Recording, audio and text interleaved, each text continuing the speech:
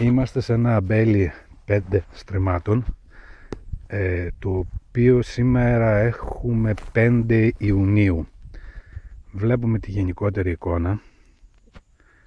Το εμβολιάσαμε, ξεκινήσαμε τον εμβολιασμό με καλέμι. Θα σας δείξω τι ακριβώς κάναμε.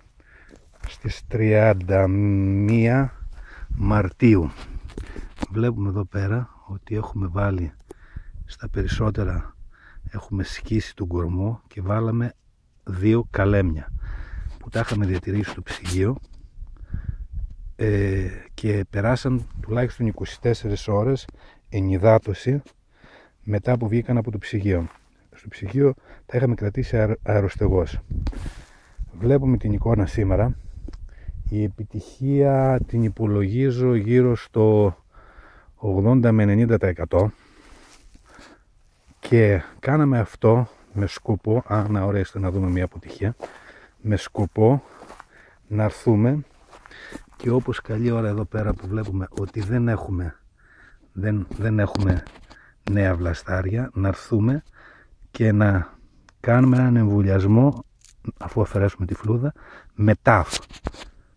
Γι' αυτό και εμβολιάσαμε τόσο ψηλά. Να σημειώσω ότι ουσιαστικά τον Απρίλιο τα περισσότερα ξεκινήσαν μέσα στο Μάιο. Να σημειώσω λοιπόν ότι χρειάστηκε όλο αυτό τον καιρό να αφαιρέσουμε τουλάχιστον 3 φορές τα διάφορα άγρια που, όπως βλέπουμε και εδώ πέρα, βγαίνουν από τον κολμό. Ήδη βλέπουμε ότι λόγω της λεμαριάς, λόγω της δύναμης που έχει το κούτσουρο, ακόμα και σε αυτό χτυπάει από κάτω. Να και άλλη μια αποτυχία εδώ πέρα. Θα έρθουμε, όπως είπαμε, αυτό να το εμβολιάσουμε με τάφ πλέον, γιατί έχουμε ακόμα κρατημένα εμβόλια στο ψυγείο και ήδη θα μπορούσαμε να το έχουμε κάνει αυτό, αλλά βλέπουμε ότι ακόμα και τώρα να ξεκινάνε κάποια εμβόλια. Ορίστε. Το βλέπουμε αυτό που πριν μια εβδομάδα φαινόταν αποτυχία, να ξεκινάει βλασταράκι.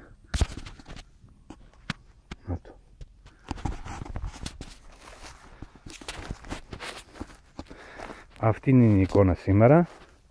Να σημειώσω εδώ ότι κατά τον εμβολιασμό σκίσαμε τον κορμό, βάλαμε στις περισσότερες φορές 2 καλέμια, τα οποία προσέξαμε να έρχονται σε επαφή τα κάμβια, και χρησιμοποίησαμε ρητίνη για να καλύψουμε τις τομές και τη μεγάλη τομή, αλλά και αυτές τις τομές του εμβολίου πάνω, και μετά τη λήξαμε με μια απλή χαρτοτενία.